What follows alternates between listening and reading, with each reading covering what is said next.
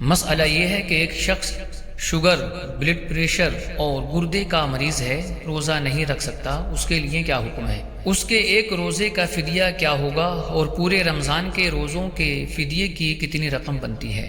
بسم اللہ الرحمن الرحیم۔ الجواب بعون الملک الوہاب۔ روزے کی بجائے اس کا فدیہ ادا کرنے کا حکم شیخ فانی کے لیے ہے، مریض کے لیے نہیں۔ شیخ فانی وہ شخص ہے کہ جو بڑھاپے کے سبب اتنا کمزور ہو چکا ہو کہ حقیقتاً روزہ رکھنے کی طاقت نہ ہو، نہ سردی میں نہ گرمی میں، نہ لگاتار نہ متفرق طور پر، اور نہ ہی آئندہ زمانے میں روزہ رکھنے کی طاقت ہو۔ چنانچہ نقایہ میں ہے کہ بوڑھا شخص جو کہ روزہ رکھنے سے عاجز ہو وہ روزہ نہیں رکھے گا۔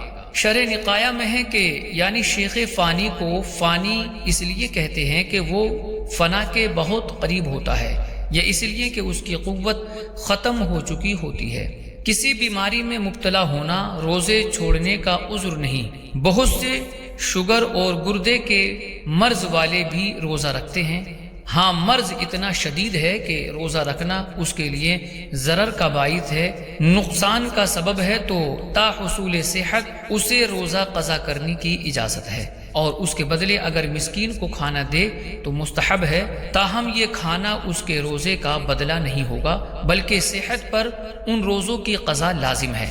ہاں، اگر اسی مرض ہی کی حالت میں بڑھاپے کی عمر میں پہنچ گیا اور اس بڑھاپے کی وجہ سے فی الحال اور آئندہ روزہ رکھنے کی استطاعت نہ رہے تو ایسا شخص شیخ فانی ہے۔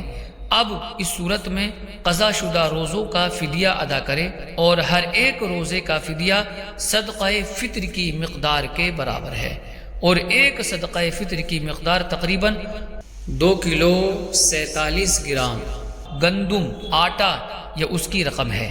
اور اگر شیخ فانی کی تعریف میں داخل نہ ہوا تو وارثوں کو قضا شدہ روزوں کے بدلے میں فدیہ ادا کرنے کی وصیت کرے۔ چنانچہ سیدی اعلیٰ حضرت مجدد دین و ملت علیہ الرحمہ فتاوی رضویہ شریف میں فرماتے ہیں کہ بعض جاہلوں نے یہ خیال کر لیا ہے کہ روزہ کا فدیہ ہر شخص کے لیے جائز ہے جبکہ روزے میں اسے کچھ تکلیف ہو۔ ایسا ہرگز نہیں، فدیہ صرف شیخ فانی کے لیے رکھا ہے جو بسبب پیرانہ سالی حقیقتاً روزے کی قدرت نہ رکھتا ہو، نہ آئندہ طاقت کی امید کہ عمر جتنی بڑھے گی ضعف بڑھے گا یعنی کمزوری بڑھے گی، اس کے لیے فدیے کا حکم ہے۔ اور جو شخص روزہ خود رکھ سکتا ہو اور ایسا مریض نہیں جس کے مرض کو روزہ مضر ہو، نقصان دہ ہو، اس پر خود روزہ رکھنا فرض ہے اگرچہ تکلیف ہو۔ بھوک، پیاس، گرمی، خشکی کی تکلیف تو گویا لازم روزہ ہے، اور اسی حکمت کے لیے روزے کا حکم فرمایا گیا ہے۔